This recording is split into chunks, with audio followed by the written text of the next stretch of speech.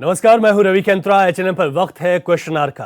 देवभूमि में मौजूदा वक्त में शीतकालीन चारधाम यात्रा जारी है और इन सब के बीच चारधाम यात्रा की तैयारियां भी जारी हैं। ऋषिकेश में अधिकारियों की हाई लेवल मीटिंग हुई, जिसमें तीर्थ यात्रियों को दी जाने वाली सुविधाओं पर विस्तार से चर्चा की गई और 2024 की यात्रा में भीड़ को देखते हुए व्यवस्थाओं में बदलाव किया गया है। पिछले वर्ष विश्व प्रसिद्ध चारधाम यात्रा के पहले ही सप्ताह में इतने तीर्थयात्री पहुंच गए कि शुरुआत में ही व्यवस्थाएं चरमरा गई। एक वीडियो वायरल हुआ था जिसे लेकर कई तरह के सवाल उठे, लेकिन इस बार भीड़ को देखते हुए व्यवस्थाओं में कुछ बदलाव किया गया है। दावा है कि इस बदलाव से यात्रियों को किसी भी तरह की परेशानी नहीं होगी। तो आज बात करेंगे चारधाम यात्रा जो कि शुरू होने वाली है। इस वक्त मौजूदा वक्त में शीतकालीन यात्रा चारधाम उत्तराखंड में जारी है, लेकिन इसी बीच ये देखा गया है कि सरकार की ओर से पिछले यात्रा वर्षों के अनुभव को देखते हुए, अव्यवस्थाओं को देखते हुए भी कुछ निर्णय लिए गए हैं। ये निर्णय कितने कारगर साबित होंगे ये तो आने वाले वक्त में धरातल पर पता चलेगा, लेकिन फिलहाल इतना जरूर है कि सरकार सजग दिखाई दे रही है और जो चीजें गलत हुई हैं, जो अव्यवस्थाएं हुई हैं, उनको कैसे ठीक किया जा सके, इसके लिए पूरी तरीके से मंथन जारी है। और इसी को लेकर हाई लेवल बैठक बीते रोज ऋषिकेश में हुई। 40% ऑफलाइन रजिस्ट्रेशन, 60% ऑनलाइन रजिस्ट्रेशन, ये एक बड़ा मुद्दा जो कि चर्चा का विषय बना हुआ है। इसी बात पर चर्चा करते हैं। हमारे मेहमान हमारे साथ जुड़ गए हैं। हमारे साथ इस वक्त कांग्रेस से आशीष नौटियाल जी स्टूडियो मौजूद है। नौटियाल जी, आपका बहुत स्वागत है। हमारे साथ टीकम राठौड़ जी हैं, उत्तराखंड क्रांति दल से हैं। राठौड़ जी, आपका बहुत स्वागत है। और हमारे साथ वर्चुअली हरीश मैखरू जी जुड़े हैं, वरिष्ठ पत्रकार हैं। हरीश मैखरू जी, आपका बहुत स्वागत है। कुछ और लोग हमारे साथ थोड़ी देर में जुड़ेंगे स्टूडियो में बातचीत करने के लिए। सबसे पहले हरीश मैखरू जी, आप ही के पास आ रहा हूँ। चारधाम यात्रा में पिछले वर्षों के अनुभव को देखते हुए इस बार ये कहा जा रहा है कि पहले से बैठकों का दौर शुरू हो गया। ऋषिकेश में एक बैठक होती है जिसमें चारधाम यात्रा से जुड़े हुए तमाम जिलों के जिलाधिकारी, पुलिस के बड़े अधिकारी और खुद गढ़वाल आयुक्त विनय शंकर पांडे इस बैठक की अध्यक्षता करते हैं। एक निर्णय लिया गया कि 60% ऑनलाइन करेंगे जी और 40% ऑफलाइन। वो 10 दिन पहले शुरू कर देंगे ताकि जो लोग यहाँ आए कम से कम उन्हें यह न कहना पड़े कि आप बिना दर्शन किए वापस लौट जाइए। जो व्यवस्थाएं देखी गई, इसे हम कैसे समझें कि जो सरकार अभी से सजग दिखाई दे रही है और कितना इसका इम्पैक्ट धरातल पर होगा? रवि जी, निश्चित रूप से तो हमारी उत्तराखंड की चारधाम यात्रा है जी, वो पूरे संसार और भारत के सनातन धर्मावलंबियों के लिए तो महत्वपूर्ण है ही है। जी, उत्तराखंड के तीर्थाटन और उत्तराखंड के आर्थिक संसाधनों की दिशा में भी बहुत महत्वपूर्ण कदम है। जी, तो इसको सरकार को गंभीरता से लेनी ही चाहिए और इसकी बैठक, इसकी तैयारियां अभी से करनी चाहिए। जी, और यदि कोई बैठक इस संदर्भ में सरकार ने कर दी है तो निश्चित रूप से वो बहुत अच्छा है। जी, लेकिन पिछली बार क्या हुआ, जब सरकार ने ऑनलाइन रजिस्ट्रेशन की बात की जी, तो उसका संदेश ये गया कि जिसने ऑनलाइन रजिस्ट्रेशन नहीं कर रखा है हाँ, वो कैसे जाएगा यात्रा में। हम्म, तो सरकार तो बस ऑनलाइन ऑफलाइन का झंझट छोड़े हम्म, और पूरे देशवासियों से निवेदन करे कि भैया आप उत्तराखंड आए, चारधाम यात्रा करें, थोड़ा समय निकाल के आए, 1-2 दिन का समय निकाल के आए। हो सकता है कि बरसात के समय पे कभी-कभी आपको 1 आध दिन थोड़ा सा कहीं पे लैंडस्लाइड है, रोड ब्लॉक है, तो उसके कारण समय लग सकता है। हम्म, और बाकी मतलब ऑनलाइन ऑफलाइन का झंझट बहुत पालने की आवश्यकता नहीं। और सिर्फ एक लाइन में हम कहें कि यदि आप अपनी सुविधा, पहले से स्टे की सुविधा चाहते हैं, हाँ, होटल की सुविधा चाहते हैं हाँ, हाँ, और सरकार की ओर से कोई फैसिलिटी चाहते हैं हाँ, तो उसके लिए ऑनलाइन भी करें। पूरे देश में लोग जो है बिना रजिस्ट्रेशन के मंदिरों की यात्रा कर रहे हैं। अयोध्या में पिछली बार हम गए थे, 50 लाख लोग थे जिस दिन मौनी अमावस्या थी अयोध्या में। हम्म, 50 लाख लोग थे वाराणसी में हम्म, और 4 करोड़ से ज्यादा लोग थे हम्म, कुंभ में। हम्म, तो अगर यदि रजिस्ट्रेशन रहता ना कोई चक्कर में तो सारा पूरा जाम हो जाता, इनकी जितनी लाइनें वगैरह हैं, हम्म। और वो ऑपरेट ही नहीं हो पाता। लेकिन फिर इसमें तो सवाल उठता है कि अभी हमारा जो है ना, हाँ, नहीं, हम जैसे क्राउड मैनेजमेंट कैसे करेंगे? उत्तराखंड की भौगोलिक परिस्थितियां फिर सामने आती हैं, हर एक धाम की कैपेसिटी की बात फिर सामने आ जाती है।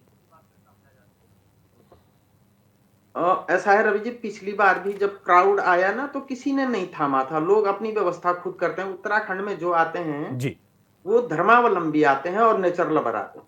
जी, गोवा की तरह उन्हें बहुत फैसिलिटी नहीं चाहिए। सरकार को सिर्फ इतना देखना, जी, सरकार तो अच्छे हॉस्पिटल खोले, अच्छे डॉक्टर समय पर दे और वहां अपनी सैन्य सफाई की व्यवस्था करे। हम्म, बाकी बहुत व्यवस्था, वो कोई सरकारी व्यवस्था या सरकारी क्या बोलते हैं, सुविधाओं के लिए लोग यहाँ नहीं आते हैं। लोग तो सिर्फ इतना चाहते हैं कि चार धाम में सैन सफाई हो, यदि कोई लाइन लगती है दर्शनों की तो उसमें अराजकता ना हो, सब अपनी बारी से दर्शन करें। और यदि किसी को वहां पे स्वास्थ्य संबंधी दिक्कत आती है, सांस लेने में दिक्कत आई हाई एल्टीट्यूड पे, या हार्ट पेशेंट है या बीपी के पेशेंट है या शुगर के पेशेंट है, तो उसकी वहां पे पर्याप्त मात्रा में दवाई हो, पर्याप्त मात्रा में सुविधा हो। बस इतना चाहते हैं सरकार से लोग। कोई 5 स्टार फैसिलिटी उत्तराखंड के जो श्रद्धालु हैं और जो नेचर लवर है उनको नहीं चाहिए होती, वो अपनी तैयारी से ही आते हैं। तो इसलिए सरकार कंस्ट्रक्टिव वे में देखे, ऑनलाइन ऑफलाइन का झंझट छोड़े, सिर्फ एक लाइन की भी जारी कर सकते हैं, या एक लाइन का हम लोग ये कह सकते हैं कि यदि कोई अपनी प्रॉपर फैसिलिटी चाहता है कि उस दिन वो कहाँ ठहरे, कहाँ उसकी व्यवस्था हो, किस टाइम दर्शन करने चाहे, तो वो ऑनलाइन भी कर सकता है। और संदेश स्पष्ट जाना चाहिए कि हम ऑफलाइनों की दर्शनों की भी व्यवस्था है, जिसका ऑनलाइन नहीं भी है वो भी दर्शन करे, तो अच्छा रहेगा। पिछली बार कितनी ज्यादा वो ऑनलाइन बंद कर दिया, खोल दिया, जैसे जो है ये सरकार के हाथ पे चार धाम यात्रा का रिमोट चले जाए, तो ये तो मतलब अनफॉर्चुनेट है, दुर्भाग्यपूर्ण स्थिति है। तो सरकार अपने नियम कानून मतलब रेगुलेट करे, उनको तो कर नहीं पा रही है। तो काहे को चार धाम के पीछे अपना जो है चाबी लेके घूमती है कि हम तुम्हारा रजिस्ट्रेशन करेंगे, हम तुम्हें खोलेंगे, हम तुम्हें बंद करेंगे। इट्स नॉट मतलब प्रॉपर वे। तो सरकार इस दिशा में तो ऑनलाइन ऑफलाइन का झंझट छोड़े जी। और सिर्फ एक लाइन में अपना बताइए भाई कि अपनी सुविधा यदि चाहते हैं तो ऑनलाइन भी आप अपनी बुकिंग वगैरह करवा सकते हैं, बस ठीक है, लेकिन ऑफलाइन यात्रा जारी रहेगी। ठीक है। आशीष नौटियाल जी, सरकार ने एक बैठक की और गढ़वाल के जो गढ़वाल आयुक्त हैं विनय शंकर पांडे ने उसकी अध्यक्षता की, और वो अध्यक्ष भी हैं इस संगठन के जो चारधाम यात्रा की व्यवस्थाओं को देखेंगे। उन्होंने कहा कि 60% ऑनलाइन, 40% ऑफलाइन। ऑनलाइन के लिए अगले हफ्ते से हम खोल रहे हैं, अभी करीब 2.5 महीने हम कह सकते हैं यात्रा के लिए शुरू होने के लिए है, और ऑफलाइन 10 दिन पहले खोल दिया जाएगा। होल्डिंग पॉइंट्स की व्यवस्था करेंगे। पहले महीने में वीआईपी दर्शन पर पूरी तरीके से रोक रहेगी। इसके लिए जो सीएस हैं वो हर एक राज्य के लिए एक इस तरीके का अनुरोध पत्र भी भेज रहे हैं कि आप वीआईपी दर्शन न करें। ये कुल मिलाकर सरकार करेगी कि इससे अव्यवस्थाएं नहीं होंगी और व्यवस्थाएं बनी रहेंगी, और जब व्यवस्थाएं होंगी तो चारधाम यात्रा सुचारू ढंग से चल सकेगी। कांग्रेस का क्या पक्ष है इस पर? रवि भाई, कुल मिला के भारतीय जनता पार्टी चार धाम के नाम पर जो है राजनीति करती है। अब हम ये करेंगे, हम वो करेंगे, इतना कुछ हल्ला टेंशन की जरूरत ही नहीं है। अगर देखा जाए तो सरकार का काम है सिर्फ व्यवस्थाओं को बनाना, और व्यवस्था तो हमेशा बनी होनी चाहिए, इसमें क्या दिक्कत है। उत्तराखंड के अंदर लोगों को आना जाना ये तो सब लगा रहता है, लोग आएंगे भी। आपको करना क्या है, सिर्फ अभी बताया हमारे उन्होंने बताया, जो हमारे वरिष्ठ हरीश मैक्रू जी, उन्होंने भी बताया कि सरकार का काम आखिर है क्या। देखिए, आप प्रॉपर सड़कों की व्यवस्थाएं रखें, जाम ना लगे, इन व्यवस्थाओं को बनाने का काम करें, पार्किंग की व्यवस्था करें। यही मेन चीजें होती है, इससे लोग परेशान होते हैं। पार्किंग नहीं मिलती है, होटल्स की दिक्कत होती है। पिछली बार भी आपने देखा होगा जब चारधाम यात्रा शुरू हुई थी तो होटल व्यापारियों ने उस दिन हड़ताल कर दी थी। उन्होंने होटल्स बंद रखे, बाजार बंद रखे, उनसे पूछा नहीं गया। कुल मिला के देखिए, आम जनता को सब पता है कि व्यवस्थाएं कैसे होनी चाहिए और होती हैं, पर सरकार को कुछ नहीं पता कि व्यवस्थाएं कैसी होनी है। सरकार को व्यवस्थाओं का आइडिया ही नहीं है। लेकिन अगर आपको आइडिया नहीं है तो आप वहाँ के आप लोगों से पूछें, वो आपको बता देंगे। वहाँ का स्थानीय व्यापारी बता देगा कि व्यवस्थाएं कैसी होनी चाहिए, व्यापारी को कैसे परेशानी नहीं होगी। वहाँ का स्थानीय व्यापारी आपको ये चीज बता देगा। आपको वहाँ के ट्रैफिक की व्यवस्था तो मेरे ख्याल से सबको पता होगी। ऋषिकेश के से ही जाम लगना शुरू हो जाता है। इतना लंबा जाम लगता है, कैसे लगता है बताएं? वो जाम क्यों लग रहा है? कि आप पे पुलिस प्रशासन शासन क्या नहीं है आपके पास? वो जाम लग कैसे जाता है? अगर प्रॉपर गाड़ी अपने रूट पे चल रही होगी, आने वाले रास्ते से चल रहा होगा, जाने वाला रास्ते चल रहा होगा, सड़क के बीच में कोई पार्किंग नहीं कर रहा होगा, तो जाम लगेगा ही नहीं। आप प्रॉपर व्यवस्था रखें, वहाँ पर पुलिस की व्यवस्था रखें, आप अन्य व्यवस्थाएं जो भी बनाते हैं। इस पहले पिछली बार तो मैंने सुना था कुछ अलग फोर्स भी तैयार कर रहे थे चारधाम यात्रा के लिए, तो उस तरीके की आप व्यवस्था रखें जिससे पार्किंग की सबसे बड़ी दिक्कत तो पार्किंग है। शुरू में आदमी जैसे ही आता है वो पार्किंग में मार खा जाता है, उसको 4-4, 6-6 घंटे पार्किंग में दिक्कत होनी शुरू हो जाती है।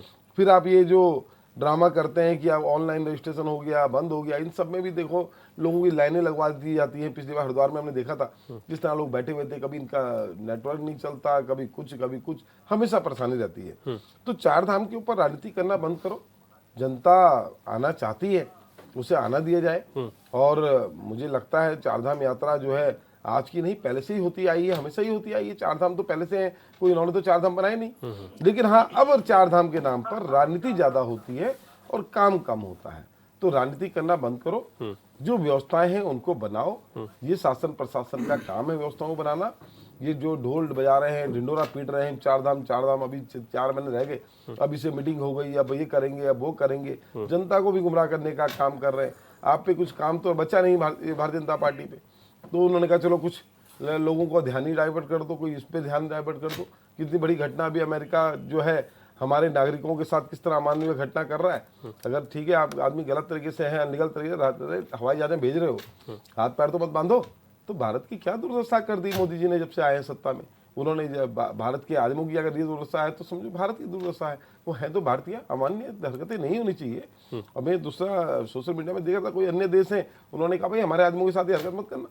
पर अभी जयशंकर जी का आपके इसमें मैं देख रहा हूँ चैनल में चल रही है लाइन कि वो कह रहे नहीं ऐसा होता ही है, बाहर भेजते हैं। अरे भेजते हैं पर इस तरह तो मत भेजो, हाथ पैर बांधने का क्या मतलब यार। ठीक है, जो हुआ ठीक है, लेकिन भारतीय हैं, इंसान है, इंसान एक मानवता भी एक चीज है। इस तरह हाथ पैर बांधना तो गलत था। ये अपमान जो है हमारे देश का अपमान है और देश से ज्यादा हमारे प्रधानमंत्री मोदी का अपमान है, जिनके नाम पे भी कुछ समय पहले अमित शाह जी ने कहा था कि लोग अब विदेशों में इस नाम से जानते हैं। अच्छा, मोदी के देश से आए, वो भारत नहीं बोलते हैं, मोदी के देश बोलते हैं। अच्छा ठीक है, है, तो ये मोदी जी का अब थोड़ा चार धाम पर रह लेते हैं। ठीक है राठौर जी, चार धाम को लेकर जो बैठक हुई और जिसमें जो बातें सामने आई, जिसका जिक्र मैं कर रहा हूँ, कैसे देखते हैं आप लोग इन व्यवस्थाओं से? क्या वाकई में अव्यवस्थाएं खत्म हो जाएंगी? देखिए रवि जी, जिस प्रकार से सरकार काम कर रही है पिछले यात्राओं से सबक लेकर, 40% जो इन्होंने ऑफलाइन रखा है, हाँ, ये बहुत सराहनीय कदम है। और 60% जो लोग बाहर से रजिस्ट्रेशन कराते हैं उनके लिए भी इसमें सुविधा मिलती है, और जो लोग डायरेक्ट पहुंच जाते हैं उनके लिए भी ये जो काउंटर लगेंगे, हाँ, निश्चित रूप से इससे फ़ायदा मिलेगा। और जिस प्रकार से ये कह रहे हैं कि यदि यात्रियों के बसों का जो वर्जन है कहीं बढ़ जाए तो उसके कारण भी यदि कुछ अव्यवस्था आती है तो भी इन्होंने कहा है कि उसमें हम 20% इसको कर देंगे, ताकि सुव्यवस्थित तरीके से लोगों को भेजा जाए और उसकी जो बैकिंग की जो क्षमता है तीर्थ स्थल के हिसाब से वो सुव्यवस्थित रह सके। तो ये अच्छी पहल है। मुझे लगता है इसमें काफ़ी इन्होंने मंथन कर लिया है। और जो इन्होंने होर्डिंग या ठहराव के जो केंद्र बनाए हैं, जिसकी ये बात कर रही है, पिछले डिबेट में भी हम लोगों ने पिछले साल भी यही बात की थी कि ये केंद्र होने चाहिए। और ये केंद्र अब इन्होंने कहाँ तलाशे हैं? हमने तो कहा था कि जो गैप वाले जो स्थान है उसमें तलाशने चाहिए थे, ताकि जो आसपास के पट्टियों के लोग हैं उनको हम इसमें रोजगार में जोड़ सकते। तो ये इसमें बहुत, मैं कहना चाहता हूँ रवि जी, बहुत अच्छा खासा रोजगार हम अपने युवाओं को दे सकते हैं, अपने क्षेत्र को दे सकते हैं, ताकि पलायन पे भी इस पे ब्रेक लगे। और ये मुझे लगता है इसमें समय तो लगेगा, ये हम भी मान रहे हैं इसमें समय लगेगा। यदि आपने ये ठहराव के लिए थोड़ी अभी व्यवस्था बना रखी है तो ठीक है, पहल है, ये आपकी अच्छी पहल है। और आगे इसको परमानेंटली आपको जो ये गैप वाले जो क्षेत्र होंगे, इसी ही क्षेत्र में हम लोगों को ये ठहराव के केंद्र बनाने पड़ेंगे, ताकि जो आसपास के पट्टियों के लोग हैं उनको हम चयनित करके उसमें रोजगार दे सकें। और ये व्यवस्था सारी सरकार का काम है, सरकार केवल उसमें सारे संसाधन जोड़ने का काम करेगी। और जो व्यक्ति जो गांव में या बाहर आ चुका है उसको हम गांव की तरफ किस तरीके से मोड़ें, ताकि वो साल के अंदर उस पैकेज से 3.5 लाख या 4 लाख के आसपास वो इनकम अर्जित कर सके, जिससे कि वो ऐसे समझे कि मैं एक सरकारी कर्मचारी के तौर पर काम कर रहा हूं। तो ये व्यवस्थाएं सारी बनाने के लिए सरकार को पहल करनी चाहिए। हमने पिछले बार भी कहा था कि ये सारी चीजें आपको करनी चाहिए। ठीक है। अच्छा, हमारे साथ अनुपम जी भी जुड़ गए हैं, भारतीय जनता पार्टी के प्रवक्ता हैं। पंजी, आपका स्वागत है। और चारधाम यात्रा में जिस तरीके से जो मैनेजमेंट की बात कर रही है सरकार, इस मैनेजमेंट से क्या भीड़ मैनेजमेंट, क्राउड मैनेजमेंट हो जाएगा? कैसे, किस तरीके से व्यवस्थाएं सुधरेंगी? जो पिछली बार यात्रा के शुरुआती दिनों में देखने को मिला वो नहीं देखने को मिले, इसी पर जोर है सरकार का। और जो कहा गया है 60% ऑनलाइन, 40% ऑफलाइन, ऑफलाइन के लिए 10 दिन पहले खोल देंगे, ऑनलाइन के लिए संभवतः अगले हफ्ते से ही शुरू हो जाएगा, जबकि वक्त काफ़ी बाकी है। तो इन तमाम व्यवस्थाओं किस तरीके से सरकार धरातल पर उतारेगी? धन्यवाद। देखिए, सबसे पहली बात तो मैं यहाँ से शुरू करता हूँ कैंथरा साहब, कि जहां हम बात कर रहे हैं व्यवस्थाओं की, तो सबसे पहले अगर हम चारधाम की व्यवस्था की बात करें तो भाजपा सरकार ही वो सरकार है जिसके तहत ये सबसे पहले चाहे क्लीनलीनेस ड्राइव हो, चाहे पार्किंग की व्यवस्था हो, एम्बुलेंसेस की, हेल्थ चेकअप सेंटर्स हो, न्यू हॉस्पिटल्स हो, मेडिकल टीम्स हो, स्पेशलाइज्ड टीम्स हो, वो सब वहाँ पे मुहैया कराया गया था। अब होता क्या है ना कि जब भी देश विदेश या पूरे हर स्टेट में जब ये बात चलती है कि, या आप देख लीजिएगा कहीं पे भी जब भी भाजपा की सरकार होती है तो लोगों के अंदर एक ऐसा विश्वास बनता है कि हाँ भाई कम से कम हम यहाँ पे सेफ होंगे, इस सरकार के तहत में हम सेफ होंगे, तो भीड़ उमड़ती है। उसका फॉरकास्टिंग, जो पिछली बार की फॉरकास्टिंग थी और जिसके हिसाब से तैयारी की गई थी, आप लोगों के चैनल में भी ये बात हुई थी, ये नेशनल चैनल्स पे भी बात हुई थी कि इस तरह की तैयारियां हुई हैं, तो वो फॉरकास्टिंग से कहीं ज़्यादा भीड़ थी। उसको मैनेज करने में शुरुआती दौर पे जो थोड़ा बहुत आकलन में कमी आई थी, वो उतने ही टाइम में, उतने ही एक बोल सकते हैं जो पैरेलल सिस्टम था, उसने वो कहीं ना कहीं पूरा तैयारी कर ली है। और ये बहुत छोटा टाइम होता है, 1 हफ्ता या 2 हफ्ते के अंदर वो सारी तैयारियां वापस कर देना, रीऑर्गेनाइज कर देना सारी टीम्स को, बड़ा टास्क था। लेकिन इस बार क्योंकि हम लोगों को इस बार और ये हम लोगों को लगता है कि जो भीड़ है या जो लोग हैं वो और ज़्यादा आएंगे, तो उनकी व्यवस्थाएं और साथ में भीड़ को भी व्यवस्थित करने के लिए जो टाइम स्केड्यूल्स हैं उसको किस तरीके से बांटा जाएगा, उसकी पूरी तैयारी हम लोग कर रहे हैं। हमेशा होता है कि जहां पे भी सरकार पर विश्वास आएगा या लोगों के ऊपर विश्वास आएगा या एडमिनिस्ट्रेशन के ऊपर विश्वास आएगा, तो लोगों को लगता है कि हाँ भाई ईजी गोइंग होगा, हम लोग चले जाते हैं, ठीक, भीड़ बहुत ज़्यादा हो जाती है। और साथ ही में अभी क्या हुआ है, अगर आप ध्यान देंगे, पिछले, अब मैं ये नहीं कह रहा हूँ कि पिछली सरकारों ने इसमें कोई काम नहीं करा था, पिछली सरकारों ने भी अपने हिसाब से काम किया था, लेकिन 10-15 साल के अंदर जो स्पेंडिंग कैपेसिटी है लोगों की, वो भी बड़ी है पूरे देश में। जो आदमी सोचता था कि 10 साल में या 15 साल के बाद मैं जाऊंगा, वो सोचता है कि चलिए इस बार भी मैं होके आ जाता हूँ। महाराष्ट्र से, गुजरात से हमारे यहाँ हमेशा से ही बहुत ज़्यादा पिलग्रिम्स आते थे। अब इस बार देखा गया है कि इवन यूपी से भी आते थे, लेकिन यूपी के जो ईस्टर्न साइड से, वहाँ इस साल वहाँ से भी बहुत ज़्यादा भीड़ आई।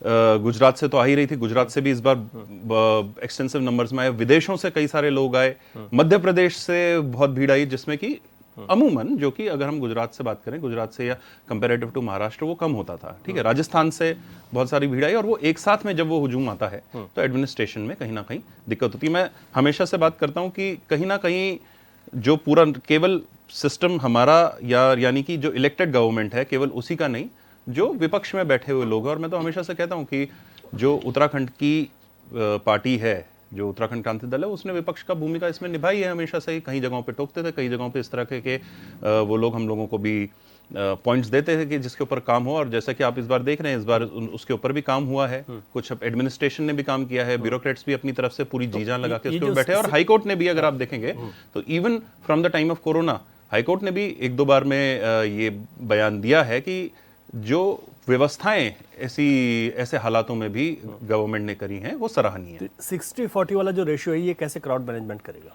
60-40 वाला, देखिए, जब हम क्राउड मैनेजमेंट की बात करें, केवल क्राउड मैनेजमेंट के लिए हम बात नहीं कर रहे हैं, हम फैसिलिटीज और रिसोर्सेस के लिए भी बात कर रहे हैं। वो चीज़ तो है ही साथ में। हाँ, दोनों की दोनों चीजें हैं ना। अब उसमें क्या है कि जब एक 2 चीजें होती हैं, एक तो जो हमने प्लान पहले फोकस में डाल दिया, पहले फोकस में डाल दिया है कि आप इतना परसेंटेज जो है आप ऑनलाइन में आप करवा लेंगे पहले ही, राइट। और कुछ जो है कि वो समझ लीजिए ऑफलाइन आ रहा है या ट्रेडिशनल वे में आ रहा है, पैदल आ रहा है। आप तो खैर आते नहीं है पैदल उतनी यात्राओं में, लेकिन फिर भी उसके लिए आपको एक स्कोप छोड़ना पड़ता है, ठीक है। इसके साथ साथ में ये भी इंतजाम है कि इस समय इसमें अगर कहीं पे डाइवर्जन हो जाता है, इसमें कहीं पे अगर समझ लीजिए नंबर्स उस हिसाब से नहीं चल पाते हैं जिस हिसाब से नंबर्स हम लोगों ने एक्सपेक्ट किए हैं, तो पहले से ही हमारी जो व्यवस्थाएं हैं, जब हम बोल रहे हैं 60-40 का, तो कहाँ पे हम लोगों को प्रेशर किस साइड से रिलीज करना है और कौन से परसेंटेज में हम लोगों को डालना है, उसके लिए भी टीम्स तैयार हैं। तो ये जो हम बोल रहे हैं कि 60-40% का जो रेशियो जो चल रहा है, या अगर हम अमूमन मान लें कि अगर हम ये इस तरीके से मान लिया जाए कि उत्तराखंड की जो सैलानी है, उत्तराखंड के जो पिलग्रिम्स हैं वो कम होंगे, और उसके हिसाब से हम एरियाज को बांट दें, और समझ लीजिए उत्तराखंड का व्यक्ति अगर ज्यादा आ जाता है, यूपी से अगर ज्यादा पैदल व्यक्ति आ जाता है, तो उसको मैनेज करने के लिए हमारे पास हमारे पास पहले से तैयारी होनी चाहिए। इसलिए टीम्स दोनों तरफ में तैयार हैं, है ना। सिर्फ एक जगह पे आप लोग एक जगह पे फोकस नहीं कर सकते। ये हमने देखा पिछली बार, और ये कोरोना के समय से तो ये एकदम से एक बहुत बड़ा चेंज हुआ है।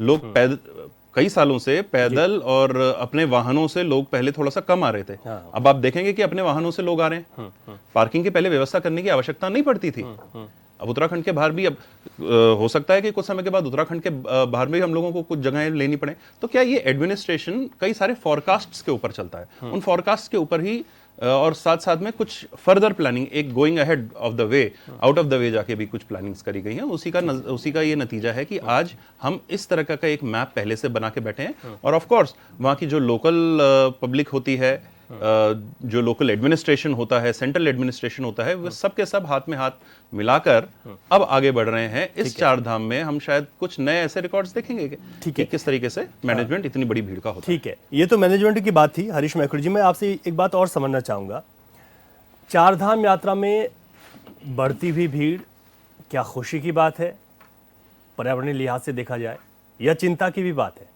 हर साल ये कहा जाता है कि इस बार और ज़्यादा श्रद्धालु आएंगे, और ज़्यादा श्रद्धालु आएंगे, लेकिन फिर बात होती है धामों की कैरिंग कैपेसिटी की भी, व्यवस्थाओं की तो होती है, लेकिन पर्यावरण के लिहाज से अगर इसे समझें तो क्या ये खुशी है या फिर चिंता है? जी, ये जो क्राउड है, जो मतलब हम उसको क्राउड नहीं करेंगे, श्रद्धालु कहेंगे। भीड़ नहीं है, ये श्रद्धालु है। जी जी जी। तो जो हमारे श्रद्धालु आ रहे हैं, वो मैंने पहले भी कहा और अब भी कहूंगा कि यदि हम श्रद्धालुओं को ये संदेश चले गया गलती से भी कि हम तुम्हें रेगुलेट करेंगे, हम तुम्हारा टाइम फिक्स करेंगे, तो इसका यात्रा पर विपरीत प्रभाव पड़ेगा। हमको तो सिर्फ पार्किंग की व्यवस्था अच्छी करनी है। जैसे मैं ये कह रहा हूँ कि भविष्य में 1 करोड़ श्रद्धालु पहुंचने की संभावना है, जो ही हमारी आजकल रेल लाइन बना रही है। जी जी जी तेजी से उस पर काम चल रहा है, मोदी सरकार के इसके लिए बधाई है। जी। चार धाम ऑल वेदर जो रोड है, जिसको हम कहते हैं चार धाम यात्रा रोड है, वो बड़ी अच्छी हो गई है, काफी और अच्छी होनी चाहिए। जैसे जम्मू कश्मीर बन रही, जैसे मैं वहां देख रहा था, पूर्वोत्तर में देख रहा था, बड़ी चौड़ी सड़कें हैं। वैसे तो हम कल्पना भी नहीं कर रहे हैं अभी उत्तराखंड में। तो कोई शायद अगर माननीय मोदी जी और गडकरी जी को बताए तो शायद बन सकती है उस तरह की सड़कें यहाँ। जी। संभावना है, लेकिन कोई मतलब पर्यावरण के नाम पे फिर हाई कोर्ट, सुप्रीम कोर्ट तक ना पहुंच जाए, यहाँ तो उल्टा भी। तो मैं ये कह रहा हूं कि हम 1 करोड़ दर्शकों को, 1 करोड़ श्रद्धालुओं को कैसे हम लोग व्यवस्थित यात्रा करा सकें, कैसे हम उनके दर्शनों की व्यवस्था कर सकें, उसके लिए सबसे पहले उत्तराखंड ने अब पार्किंग की व्यवस्था देखनी है। हमारे शहर बहुत कंजेस्टेड हो गए हैं, लोग गाड़ी तो खरीद रहे हैं लेकिन अपनी पार्किंग है नहीं तो सड़क पे खड़ा कर देते हैं। एक कंजक्शन वो है। दूसरा, हमारे होटल ढाबे वाले भी कुछ कुछ सड़क पर ही लगा देते हैं। तीसरा, जो सफाई व्यवस्था है, हम लोगों को थोड़ा सा इसकी ट्रेनिंग करनी पड़ेगी। हम कूड़ा कचरा सारा नाली में डाल देते हैं, तो वो प्रॉपर मतलब वो मैनेज हो, कूड़ा कचरा हमारा मैनेजमेंट हो। और स्वास्थ्य के लिए हम थोड़ा सा डॉक्टरों को और ज्यादा नियुक्ति करें। और एक सुझाव मेरा ये है कि जो हमारे शहर हैं उनके नजदीक हम अभी, खासकर पहाड़ में, जैसे उत्तराखंड में सिवई में अब हमारा भविष्य का रेलवे स्टेशन बनने वाला है कर्णप्रयाग के पास जी। तो वहां पे अभी से पार्किंग के लिए कम से कम 2000-3000 गाड़ियों की, छोटी गाड़ियों की पार्किंग के लिए जगह अभी से एक्वायर करनी पड़ेगी। नहीं तो बाद में लोग खरीद लेंगे, कुछ करेंगे, फिर विरोध झेलना पड़ेगा सरकार को। बिल्कुल। वैसे ही बद्रीनाथ के आसपास जैसे पीपलकोटी है, हमारा लंगासू है, हाँ। इन क्षेत्रों को भविष्य के होल्डिंग, मतलब यहाँ से आगे हम यात्रा को जितनी रोड की कैपेसिटी होगी, जितनी श्रद्धालुओं को एक दिन में जाने की कैपेसिटी होगी, उतना करेंगे। वहां वो हम ठहराव केंद्र बना सकते हैं अभी से, पीपलकोटी, लंगासू और गौचर के आसपास। जी जी। तो इनको हम लोग अभी से एक्वायर करें और वहां पार्किंग बनाएं सबसे पहले बड़ी, और कुछ अच्छे होटलों के लिए सरकार लोन दे। ठीक है। और बद्रीनाथ में और केदारनाथ में दोनों जगह पर हम कार्डियक सेंटर बनाएं बड़े अच्छे, जहां पर कि हम लोग और कुछ ना भी कर सके तो कम से कम हम जो हार्ट अटैक के केस आते हैं हाई एटीट्यूड के कारण, उनको हम लोग कम से कम वहां पे प्राथमिक रूप से अच्छा उपचार दे सकें और उनको हेली एम्बुलेंस से लिफ्ट कर सकें। ये ऐसी सुविधा हम भविष्य के लिए विकसित करें, इस पर कार्य योजना बनाएं। इसके लिए सरकार को, कोई केंद्र को कार्य योजना भेजेंगे तो मैं समझता हूं कि इस समय केंद्र में ऐसी सरकार है जिसके पास फंड पर्याप्त है। जो सरकार ये नहीं कहते कि हमारे पास सैनिकों के जैकेट खरीदने के लिए पैसे नहीं। एक और विषय यहाँ पे उठाया कि अमेरिका ने हमारे लोगों को डिपोर्ट कर दिया। अरे भाई, हमारे यहाँ भी 4 करोड़ बांग्लादेशी घुसपैठिए हैं, उठाओ और वैसे ही डिपोर्ट करो जैसे अमेरिका ने दुनिया को जो है नसीहत दे दी। फ्री आप अवैध रूप से घुसपैठ करेंगे, फिर कहेंगे यहाँ हमारा शरिया चलेगा या हमारा कानून चलेगा। वो नहीं चलने वाला अब दुनिया में। पूरी दुनिया समझ गई है कि किस तरह से जर्मनी बर्बाद कर दिया है, किस तरह से फ्रांस बर्बाद कर दिया है, किस तरह से भारत बर्बाद कर दिया है, दिल्ली को दूसरा पाकिस्तान बनाने की तैयारी है। तो घुसपैठियों को खदेड़े बिना किसी देश का भला होने वाला नहीं। आप वैध नागरिक है तो रहिए, वैध रूप से आइए है तो रहिए। ठीक। भारत को भी ये शिक्षा अमेरिका से लेनी चाहिए। ठीक है। अच्छा और अपने उत्तराखंड की जहां तक बात है, निश्चित रूप से यहाँ पर भी बांग्लादेशी है, जी तो जिन्होंने पिछली बार हमारा थाना फूका था वहां रेलवे स्टेशन के पास काशीपुर में, तो उनको भी देखा जाए भाई किस तरह से हम लोग इनको डिपोर्ट कर सकते हैं। तुरंत डिपोर्ट करो, हाई कोर्ट ने कह दिया हटाओ इनको। तो सुप्रीम कोर्ट में जो सरकार कोई भी गया है, उनके दलाल जो भी मतलब सुप्रीम कोर्ट में गए, आप ये बताइए जो घुसपैठिए हैं उनके लिए 4 करोड़ के वकील कहां से आ रहे हैं? तो इस पर सरकार ट्रैक लगाए और ट्रैप करके इनको बांग्लादेश भेजे। इसके लिए मतलब होना चाहिए, रोहिंग्या जहां से आए हैं वहां भेजिए। ठीक है। उनके लिए यहाँ पे आधार कार्ड, पैन कार्ड और वोटर मत बनाइए उनको। जी। ये देश मतलब ये तो देशद्रोह है अगर हम घुसपैठियों को यहाँ का वोटर बनाते हैं। तो जो भी कर रहा है उनको उस पर भी देशद्रोह का केस चलना चाहिए। ठीक है। अच्छा, एक सवाल मेरे आज के विषय से जुड़ा हुआ एक और है हरीश मैक्रू जी आपसे। जैसे शीतकालीन यात्रा सरकार ने शुरू की है इस वर्ष से, और हम ये देखते हैं कि श्रद्धालु, आपने कहा क्राउड नहीं कहना, ठीक है, बात भी ठीक है, तो जो श्रद्धालु शीतकालीन यात्रा भी 6 महीने वो शीतकालीन यात्रा में आएंगे, तो क्या श्रद्धालुओं की संख्या जिस तरीके से एकदम से बढ़ जाती है ग्रीष्मकालीन यात्रा जो चली आ रही है, उसमें कुछ फर्क पड़ेगा कि शीतकालीन यात्रा भी है भाई, कुछ वहां भी आई है, कुछ फर्क देखने को मिलेगा? नहीं, शीतकालीन यात्रा जो है वो उत्तराखंड की जो 6 महीने हमारी आर्थिकी, खासकर गढ़वाल मंडल की, कुमाऊं में तो रानीखेत में पर्याप्त पर्यटक रहता है शीतकाल में। जी। नैनीताल में भी पर्याप्त पर्यटक रहता है। जागेश्वर बागेश्वर भी आ ही जाते हैं कुछ ना कुछ लोग। रानीखेत आ जाते हैं, अच्छे पर्यटक आते हैं। अल्मोड़ा अच्छे पर्यटक आते हैं। लेकिन गढ़वाल मंडल में शीतकाल में कम आते हैं, तो उसका 2 कारण है। एक तो हमने यहाँ के जो शीतकालीन स्थल है, जी, हमारे पास बहुत अच्छा मतलब बुग्याल है, यहाँ पे ताल है, खाल है। उत्तराखंड में 3-4 मंदिर तो हमारे जो हैं जो शीतकाल में भी खुले रहते हैं। बहुत अच्छे मंदिर हैं, उनको हम लोग गढ़वाल मंडल के उनको प्रसारित करें। और शीतकालीन यात्रा का जो जैसे हमारे ज्योतिर्मठ के एक शंकराचार्य जी भी उस पर लगे हुए हैं, तो सरकार उनके जो सुझाव हैं कोई उनसे संबंधित तो उसको मांगे और शीतकालीन यात्रा को बढ़ावा दे। तो उससे एक तो 2 काम सुधरेंगे। एक तो हमारा गर्मियों में आने वाला लोड थोड़ा सा उस पे भी शायद कमी हो, और वो हो और ना हो, लेकिन यहाँ के लोगों को जो स्थानीय निवासी हैं, यदि शीतकालीन श्रद्धालु भी आते हैं तो रोजगार मिलेगा और हमारे सरकार को भी कुछ राजस्व अर्जित होगा। यानी कि तो उस पर भी हम लोगों को फोकस करना चाहिए। इस समय जो मौजूदा स्थिति है उसमें ये नहीं कहा जा सकता कि ग्रीष्मकाल में बहुत लोड कम हो जाएगा, लेकिन ये आने वाले वक्त में पता चलेगा जिस तरीके से शीतकालीन यात्रा चलती रहेगी। बिल्कुल ठीक है। अच्छा, अब आगे बढ़ता हूँ। अनुपम जी, आपसे मेरा एक सवाल है। जिस तरीके से इस बार भी ये बात की गई कि सड़कों को दुरुस्त कर दिया जाएगा, 15 अप्रैल तक सभी सड़कों को दुरुस्त कर दिया जाएगा, ये बात हर साल की है कि सड़कों को दुरुस्त करना ही है, ठीक है, वो तो कॉमन सी बात है। ये चारधाम यात्रा शुरू हो रही, खास प्लान क्या है कि सड़कें वाकई में दुरुस्त हो जाएं, मानसून सीजन में भी लोगों को दिक्कतें ना हो? देखिए, ऐसा है कि जब हम बात कर रहे हैं कि सड़कों को दुरुस्त कर दिया जाएगा, उसका मतलब ये नहीं कि उससे पहले की सड़कें तोड़ दी गई हैं। उससे पहले भी सड़कें हैं, चेक होता है। अगर उसमें कहीं ना कहीं पे बड़ी यात्रा है, बड़ा लोड होगा, हर टाइम पे लोड होगा सड़क पे, तो उसके हिसाब से उसमें चेक भी होगा, चेक एंड बैलेंसेस होंगे। और पहाड़ में कहीं कहीं पे अगर समझ लीजिए क्रैश बैरियर्स के साथ कोई समस्या है या कुछ भी है, तो वो सब भी बनाए जा रहे हैं। कहीं पे रोडों में खड्डे हैं तो उन लोगों को, उन खड्डों को भी भरा जाएगा और फिर उसके बाद प्लेन करी जाएगी सड़क। तो ये तो एक कॉमन है, जनरल टर्म है, एक प्रोसीजर है, उस प्रोसीजर के तहत में काम कर रहे हैं। जैसे कि अभी, क्योंकि अभी हरीश जी ने भी बात करी थी और फिर उसके बाद बात करी थी अभी कांग्रेस के हमारे प्रवक्ता थे ने, उन्होंने भी ये बात करी थी, तो मैं उसके ऊपर भी थोड़ा सा टच करना चाहूंगा। जैसे कि ये बोल रहे हैं कि हाथ बांध के भेजा जा रहा है। अरे भाई, अगर वो वहां पे अगर कोई गलत तरीके से गया है किसी और कंट्री में, तो आप क्या चाहते हैं कि उसको रेड कारपेट वेलकम करके वो वापस भेजेंगे? नहीं भेज सकते। उनका अपना प्रोसीजर होगा, हमारा भी ये प्रोसीजर होगा। क्या अगर हेडली को वहां से हम हिंदुस्तान वाले बुलाएंगे तो क्या उसको ग्रीन कारपेट वेलकम देंगे हम लोग, रेड कारपेट वेलकम देंगे? नहीं।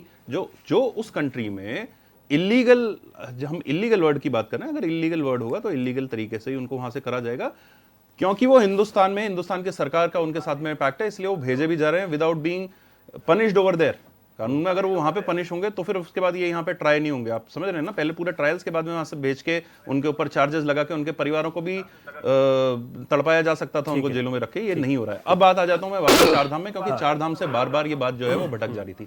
मैं ये कहना चाह रहा हूँ, जैसा कि हरीश मैक्रू जी ने बताया और जैसा कि राठौर साहब ने भी बताया, हरीश मैकुरी जी बोल रहे हैं कि किस किस तरीके से व्यवस्थाएं हो सकती थी, ठीक है, वो किस सुझाव किस तरीके देते से, हैं, बिल्कुल हमेशा बिल्कुल सही अच्छे बात सुझाव है। देते और वो जो सुझाव है उसी के ऊपर आगे भी मुझे लगता है कि जो उन्होंने अभी सुझाव दिए हैं, जो हमने करा है, उससे आगे हम उन सुझावों के ऊपर कार्य कर सकते हैं, क्योंकि कुछ ऐसी चीजें हैं जिसके जो हम लोगों को भी लगता है होनी चाहिए, बिल्कुल। पर अभी वो एडमिनिस्ट्रेटिवली शायद इस समय पॉसिबल अगर कुछ हद तक नहीं हुई होंगी तो नेक्स्ट टाइम पे वो पॉसिबिलिटीज उसकी भी हो जाएंगी। इसके ऊपर कार्य ऑलरेडी चल रहा है। राठौर साहब ने भी जैसे बोला कि एकदम से ये चीजें नहीं हो पाएंगी, लेकिन हाँ, जितनी हो सकती थी उससे ज्यादा दुगने कदम से ये चीजें आगे चल रही हैं। पार्किंग की व्यवस्था के लिए नौटियाल जी ने बोला था, तो पार्किंग की व्यवस्था इस बार है, इससे पहले क्यों नहीं सोचा गया, इससे पहले वाली सरकारों में क्यों नहीं सोचा गया। मेडिकल फैसिलिटी की व्यवस्था है, मैं बात कर रहा हूँ, एक मैं पिछली बार गया था तो एक बडूनी जी वहां पे हैं, मानशु बडूनी जी, एंड वो स्पेसिफिकली इमरजेंसी कंडीशंस के लिए वहां पे स्पेसिफिकली प्लेस किए गए थे, 2 साइड की ऑपरेशंस को देख रहे थे, ठीक है। तो उन लोगों के लिए जहां पे बात करते हैं हम कार्डियक अरेस्ट होने की संभावनाएं या कोई तबीयत खराब होने की संभावनाएं, तो उसके लिए हम लोगों की वहां पे व्यवस्थाएं हैं। परंतु एक चीज इसके साथ और जुड़ जाती है, मैं आपके माध्यम से जितने भी लोग दर्शक इसको देख रहे हैं, हर बार ना एक प्रिपरेशन गाइड होती है, हर बार जारी की जाती है। आप पहाड़ी क्षेत्र में जा रहे हैं, ऊपर की तरफ जा रहे हैं, SOP। तो हाँ, आप अपना चेकअप करवाइए, क्या आपके हालात हैं वो सब देखिए। इतनी आसान बन गया है, रोडें बन गई हैं, लोग गाड़ियों से जा सकते हैं, लेकिन इतनी आसान है नहीं, लोगों को समझना पड़ता है। लेकिन उसके बाद भी हेलीकॉप्टर की सर्विसेज हैं, बाकी सारी सर्विसेज है, लेकिन आप क्या करेंगे? क्या एयर प्रेशर को आप चेंज कर देंगे? नहीं कर सकते ना। क्लाइमेट कंट्रोल कर लेंगे क्या आप? नहीं कर सकते। तो उसके हिसाब से अपनी तैयारियां करके आप अपनी एक रेगुलर एक्सरसाइजेस भी करिए। ये लोग बोलते हैं कि भाई श्रद्धालु को करने की आवश्यकता नहीं, ऐसा नहीं है। यात्रा उसका एक अहम पार्ट था, जो हम जब भी हम यात्रा की बात करते हैं, चाहे वो शीतकालीन यात्रा हो, चाहे वो ग्रीष्मकालीन यात्रा हो, श्रद्धालु जो ये हम यात्रा बोलते हैं, इस दर्शन का सबसे बड़ा जो पार्ट है वो यात्रा है। यात्रा थोड़ी सुगम हो गई है, टाइम कैरिंग कैपेसिटी कम हो गया है, उतनी एक्सरसाइजेज नहीं है, लोग अपना आकलन, मेडिकल आकलन उतनी अच्छी तरीके से नहीं कर पाते। तो ये जरूर मैं एक अनुरोध करना चाहूंगा हर दर्शक से कि जरूर इसको करें। इसको लेकर कई तरीके की पहले भी चर्चा हुई। इसमें ये हुआ कि कोई श्रद्धालु अगर सीधे दिल्ली या मुंबई से चलकर आ रहा है, उस टेम्परेचर से या जो वहां का एक्लेमेटाइज करना मौसम है, और ठीक पहुंच गया वो केदारनाथ, तो उसको तो वहां पर दिक्कत होगी। तो इसमें ये चर्चाएं भी हुई थी कि पहले कम से कम 1-2 पड़ाव उनके जरूर हो, और उसके बाद ही वो आगे की फिर यात्रा करें। एक चीज मैं आपके माध्यम से और जरूर इसमें बोलना चाहूंगा, जितने भी हमारे श्रद्धालु आते हैं, तो जैसे मैकुरी जी ने बोला है कि हम लोगों को साफ सफाई वगैरह में भी हमको ध्यान देना पड़ेगा। जरूर एक चीज बहुत ड्रास्टिक चेंज हुआ है, ये बड़ा अच्छा है कि हम लोगों ने एक अनुरोध किया था इससे पहले कि आप प्लास्टिक का जो यूटिलाइजेशन है वो थोड़ा सा कम कीजिए। ठीक है, तो काफी हद तक तो कम हुआ है, लेकिन अभी भी काफी है। जैसे कि पानी की बोतलें ले जाना, चिप्स ले जाना, और वो कहीं ना कहीं वहीं पे डिस्पोज ऑफ कर दिया जाता है। सफिशिएंट डस्टबिन्स और ये सब बने हुए हैं, लेकिन अपने साथ कैरिंग कैपेसिटी जो है लोगों की वो थोड़ी बढ़ानी चाहिए। और कोशिश करें कि पहाड़ों में, नदियों में, नालों में ये कूड़ा ना पहुंचे। बड़ी तकलीफ होती है वहां से उसको साफ करने में, बड़ा मुश्किल होता है। ठीक है, आशीष नौटियाल, जिस तरीके से भारतीय जनता पार्टी ने कहा कि ये तैयारियां हमारी, और साथ ही श्रद्धालुओं की जिम्मेदारी भी उन्होंने कहा कि उनकी भी ये जिम्मेदारियां हैं। जब कूड़ा प्रबंधन पर बात होती है तो उसको लेकर भी कई तरह के प्रयास तो किए गए हैं सरकार की ओर से। कई बार ये हुआ कि प्लास्टिक की बोतल अगर आप वापस देते हैं तो उसमें आपको वापस रिफंड मिल जाते हैं 10 रुपये। इस तरीके के छोटे छोटे प्रयास भी हैं। आप कहाँ पाते हैं, क्योंकि 2017 से ही भारतीय जनता पार्टी यहाँ पर सरकार है, और चारधाम यात्रा को लेकर जो बातें की जाती हैं उसके बाद चारधाम यात्रा होती है और तमाम चीज़ें सामने निकल कर आती हैं। इस बार भी फिर से एक बार दावा किया जा रहा है कि सब कुछ ठीक रहेगा। रवि भाई, सफाई एक ऐसी चीज़ है जो रोज करनी पड़ती है। रोज गंदगी होती है, फिर रोज सफाई होती है, तो काम लगभग प्रक्रिया आई तो होता ही होता है। और सब कुछ वही करे, सरकार कुछ ना करे, सरकार व्यवस्थाएं ना कर पाए। आप स्पेशल फोर्स तैयार करो ना, सफाई कर्मचारी तैयार करो, अन्य व्यवस्थाएं करो, सब आप उस पर सब कुछ डाल दो। नहीं, जो आ रहा है वो अपनी सफाई भी खुद कर ले। नहीं, सफाई कर्मचारी तो होते ही हैं, एक आदमी उतर जाएगा, थोड़ी जिम्मेदारी जो उत्तराखंड आएगी। इसका मतलब क्या है कि कूड़ा नीचे फेंक दिया जाए पहाड़ में? जरूरत क्या होता है? 4 आदमी आते हैं, एक उतर के खुद ही गाड़ी साइड लगा लेगा। मतलब सब कुछ वही कर ले, आप बैठ के सिर्फ देखते रहो। दोनों की सफाई कर्मचारी तो है ही। सरकारी व्यवस्थाएं क्या है? आप पार्किंग, अगर आप पार्किंग की व्यवस्था नहीं दे पा रहे हो, आप सफाई की व्यवस्था नहीं दे पा रहे हो, आप टॉयलेट बनाने के नाम पे करोड़ों रुपए खा जाते हो। टॉयलेट अगर साफ नहीं होगा तो क्या उस टॉयलेट का फायदा है? एक बार टॉयलेट का डब्बा बना के रख दो और उसके बाद उसकी सफाई ना करो तो क्या करना उस टॉयलेट का? अरे उसके लिए प्रॉपर सफाई कर्मचारी नियुक्त करने पड़ेंगे, सब करना पड़ेगा सरकार को। सरकार का काम है, सरकार टैक्स भी लेती है, सरकार इस पे वाहवाही लूटती है, तो सरकार को ये करना पड़ेगा। सरकार का काम है पार्किंग की व्यवस्था करना। आप पे पुलिस फोर्स की व्यवस्था नहीं है क्या?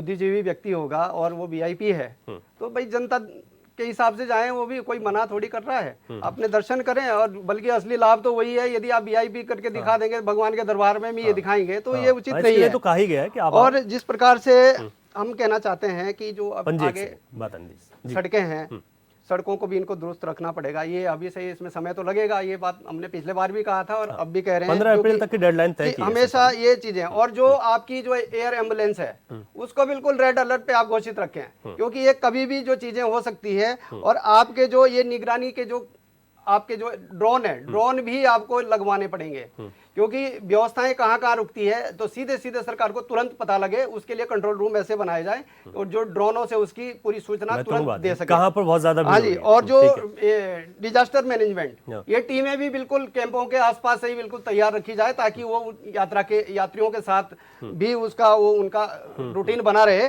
और जो स्वास्थ्य की जो बातें हैं तो हमने कहा था, पिछले बार भी कहा, और इस बार खैर समय अभी बहुत ज्यादा, मैं ये नहीं कहूंगा किसी सरकार को ऐसे नहीं थोपना चाहिए कि एकदम ही 2-4 महीने में बन जाएगा, क्योंकि इसमें कंस्टिट्यूटिव काम होने हैं। तो हमने कहा था कि टेम्परेरी रूप में जो ये स्वास्थ्य के जो कैंप है ये भी सड़कों के किनारे लगाने पड़ेंगे, ताकि कोई बड़े अस्पताल तक नहीं पहुंच पाएगा वो आदमी, वो वहीं पे व्यवस्था बनानी है। और जो आपका एयर एम्बुलेंस होंगी, जहां जहां इसके स्पॉट होंगे, तो वहां से वो सीधा पिकअप करने का काम करेगा। जनता को किसी भी प्रकार की सुविधाएं वंचित ना रहे वो। यदि आदमी को कुछ ऐसी दिक्कत आती है, जनता को कुछ ऐसी दिक्कत आती है, तो सरकार की जो अच्छी मंशा है वो विश्व में भी दिखे और अपने देश में भी दिखे कि हम किसी की जान बचा सके। ये हमारे लिए बड़ा सौभाग्य की बात होगी। सरकार को इसमें सोचना चाहिए और हर तरीके से। अब पिछले बार भी 65 लाख लोगों को कहा था कि 65 लाख लोग आएंगे।